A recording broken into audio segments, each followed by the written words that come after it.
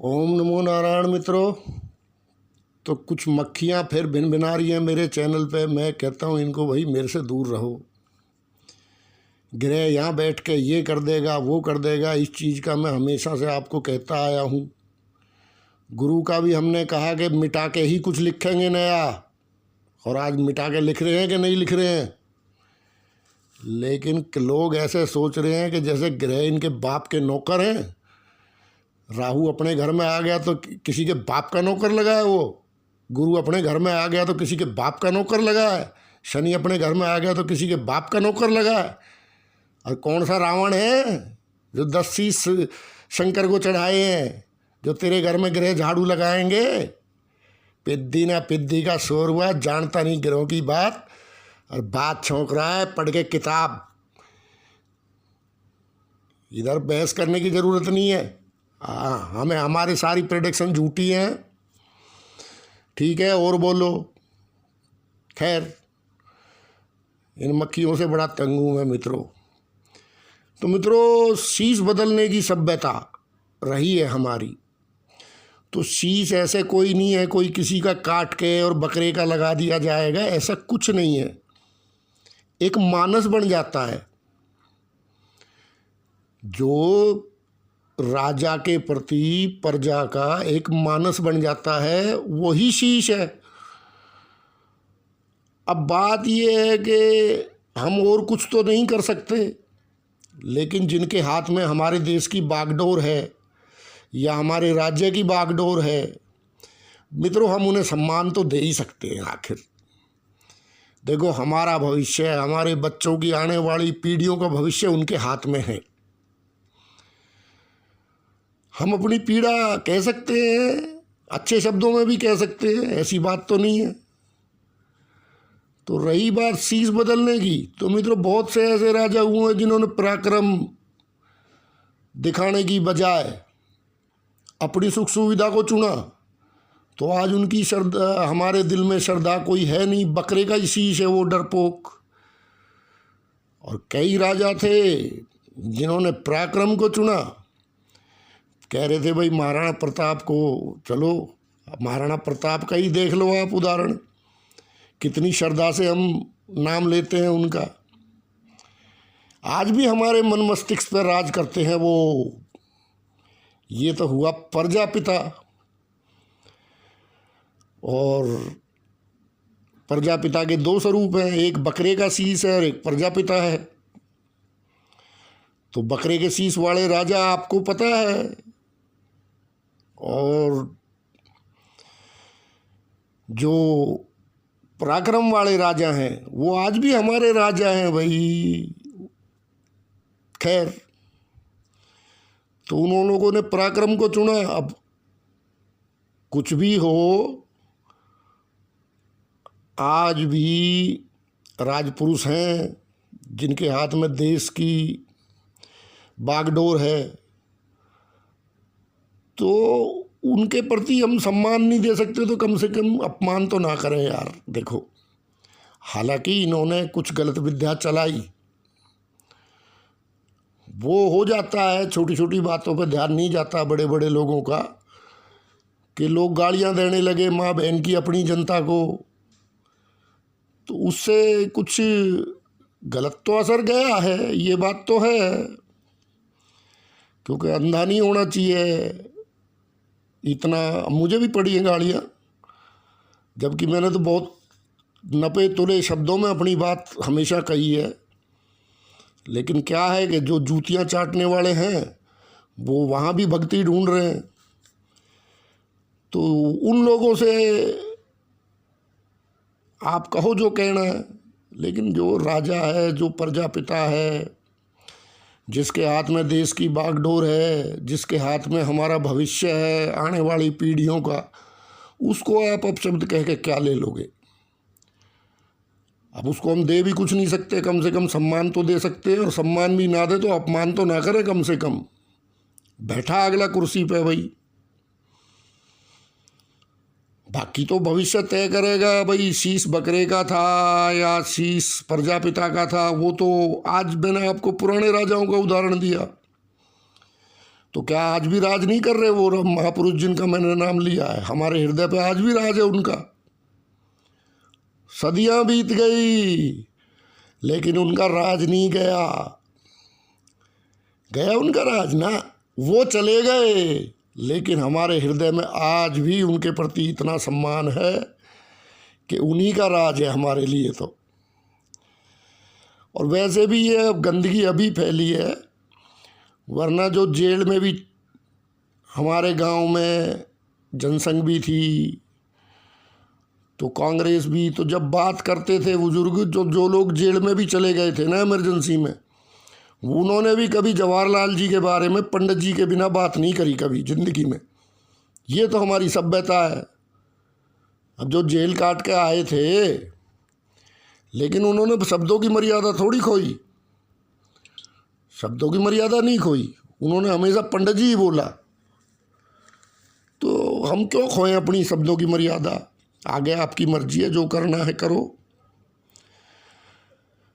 तो वैसे अगर जो इस बात के समर्थक है कि भाई हम अपने नेताओं को, अपने राजपुरुषों को गाली दें या कुछ उल्टा सीधा बोलें, उनके खिलाफ कमेंट करें, तो मित्रों उनको लिए मैं बताना चाहता हूँ, आप सऊदी अरब, चीन, वहाँ जाके पता लगेगा। और भी बहुत कंट्री हैं, दो तो मैंने बता दिया आपको कि सत्ता के विरुद्ध बोलने वालों का क्या हाल होता है। लेकिन आप तो सरेआम गालियाँ दे रहे हो यार, ये तो गलत है ना, तो हमारी ये सभ्यता है। हाँ, इन्होंने रखे वो आईटी सेल की गलती है, इन लोगों को थोड़ी ज़रूरत से ज़्यादा छूट दी गई और इन्होंने जनता को अपने खिलाफ किया गालियाँ दे दे के। लेकिन बात ये है कि उनकी दुश्मनी इनसे क्या निकालनी। तो हमारे बच्चों की, आने वाली पीढ़ियों का भविष्य इन्हीं के हाथ में है।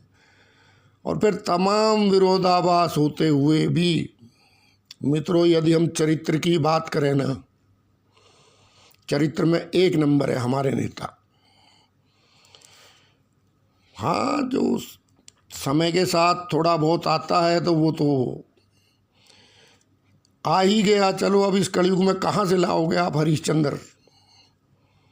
लेकिन फिर भी चरित्र में विश्व के नेताओं से हमारे नेता बहुत आगे हैं, बहुत आगे हैं।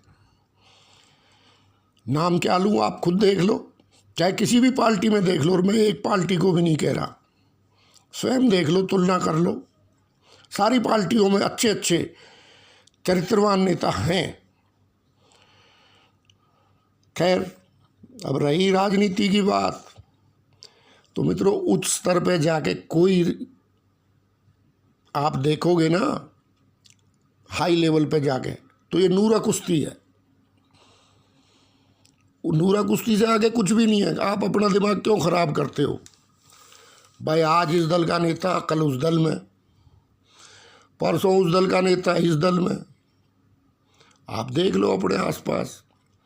और फिर इनका सुख में, दुख में, हर चीज़ में इनका उठना बैठना, आना जाना, हंसना बोलना, सब कुछ है। फिर आप इतने अंदर, अपने अंदर क्यों जहर भर रहे हो? देखो, इनका आपस में सौहार्द है। ये तो हाथी के दांत खाने के और दिखाने के और, एक दूसरे का काम भी करते हैं। अब बताओ, काला धन आए कहाँ से? दोनों ने मिलकर चंदे का जो कानून था, तो चंदे का कानून तो ये दोनों मिलकर ही ले आए ना, कि भाई चंदे पे जांच होगी नहीं। बताओ, एक चवन्नी भी आई हो तो काला धन। तो मित्रों, हाई लेवल पे सब एक ही है, इनके कर्मों से दिख रहा है, सामने है। आप क्यों अपना दिमाग खराब करो? हाँ, इतिहास याद करेगा कि हमारा प्रजापिता आज भी हम याद करते हैं। शास्त्री जी को हम याद करते हैं, आज बड़ी श्रद्धा से याद करते हैं। अटल जी को याद करते हैं। फिर और भी सारे कांग्रेस के भी, मनमोहन सिंह जी, राजीव, अच्छे, कोई ऐसे विश्व के नेताओं के मुकाबले बहुत अच्छे थे। बाकी रही बात ये कि भाई अब जो लालची लोग हैं, जिन्हें सचमुच में ही जिन्होंने 15 लाख का मंसूबा मन में पाल लिया था, वो तो गाड़ियां देंगे, क्योंकि उन्होंने तो वोट ही 15 लाख के चक्कर में दी थी। बाकी क्या है, इन्होंने तो सब अपना काम 35 कर लिया। क्यों? तो काला धन तो, अब काला धन कह लो, सफ़ेद धन कह लो, मैं तो ये कहूँ लक्ष्मी तो लक्ष्मी है भैया, माँ है वो। तो विपक्षियों पे ही बताया था 70 साल से काला धन, तो भैया कितना बरामद कर लिया 6 साल में। चलो और कुछ ना करते तो विपक्षियों से तो कर लेते, लेकिन तुम्हारी नूरा कुश्ती है भाई। तो मैं तो अपनी जनता को कहूँगा, अपने मित्रों को कहूँगा, भैया इनकी नूरा कुश्ती देखो। WWF भी तो देखते थे,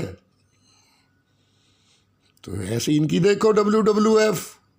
नकली माल है, नकली सौदा है, सब एक ही हैं भाई। वो कानून बनाए, ये लाए, उन पर बहुमत ना था, ना वे भी ले आते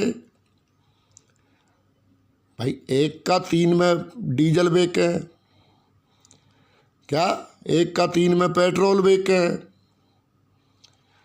अपनी सारी पेंशन विंशन इनकी सबकी, पेंशन वेंशन सब सुख सुविधाएं इनकी पूरी हैं अपनी। तुम्हारे नाम पे तो भाई जो कुछ है वो तुम्हारे सामने है। लेकिन फिर भी चलो, तो इस नूरा कुश्ती में क्यों आप पागल हो रहे हो? भविष्य तय करेगा हमारा प्रजापिता था। प्रजापिता तो प्रजापिता ही होता है, लेकिन उसका एक चेहरा है जो सत्ता के बाद में सामने आता है, सत्ता ख़त्म हो जाने के बाद में।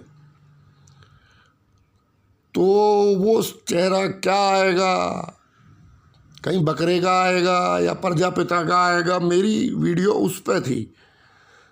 और रही बात ये कि पैसे नहीं है, पैसे बहुत हैं भाई हमारे पास, और वैसे भी हम संतोषी आदमी हैं, हम भर देंगे खजाने दोबारा। लेकिन बात ये है कि जरासंघीय व्यवस्था पे ना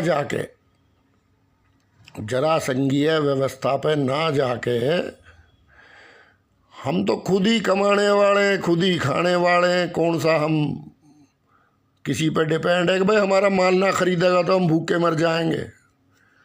ये अटल जी ने दिखाई दिया आपको। लगा ले भाई सैंक्शन, लगा ले, तू क्या लगाना है लगा ले। तो तब कौन सा हम भूखे मर गए।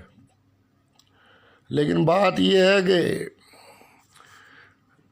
नियत का और थोड़ा सा पराक्रम का भेद है। अगर समझ में आ जाएगा कर्णधारों को तो दोबारा समझ जाएगा, कोई बड़ी बात नहीं है। तो आगे मित्रों की मर्जी है। मैं तो ये कहूँगा भाई, अपने जो भी राजपुरुष है हमारे विश्व के अन्य नेताओं से बहुत अच्छे हैं, हर पार्टी में है, किसी एक पार्टी की नहीं कह रहा।